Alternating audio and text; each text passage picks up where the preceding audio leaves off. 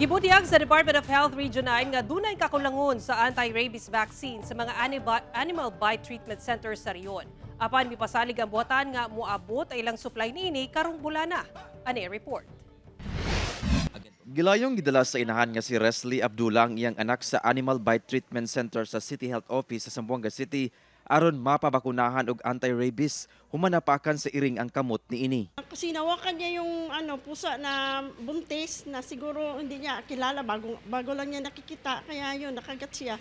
Mausab ang gibuhat sa estudyante nga si Daryl Liguden humanapakan sa iro ang iyang kamot. Kinagat po yung kamay ko ng aso, sir, sa habang naglalakad po kami sa tindahan, sir.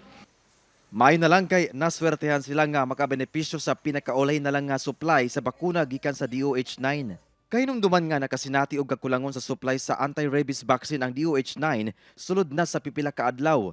Hinungdan nga namalit na lang sila sa mga pribadong parmasya. Hinuon, nakaprocure na ang buhatan sa maong bakuna sa kantidad nga 4.2 million pesos nga laumang ma-deliver na sugod karong bulana sa mga animal bite treatment center sa rehiyon. We have a tight supply of ARV, not only in the region but for the entire country, but we have already distributed our supply here at the regional cold chain to the ABTCs, and we are expecting delivery po ng local procurement, ng regional procurement ng ARV, and also we are in communication with the central office for the downloading of additional ARV.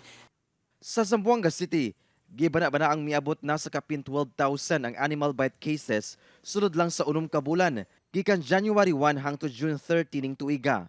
Itandi sa kapin 16,000 cases sa tibok tuig na sa 2023. Sumala sa DOH-9, musaka ang animal bite cases kung hot months sama sa bulan sa Marso, Abril ug Mayo.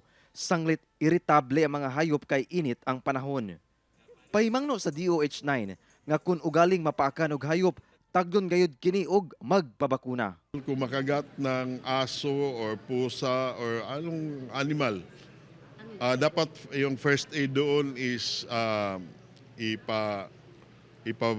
kuhaan siya na lalabas yung dugo, and then wash it with clean water and soap, and then punta doon sa pinakamalapit na ABTC so that they can be advised kung anong gagawin. Kauban si Sim Romero sa kamera. Ako si Efren Mamak para sa One Mindanao.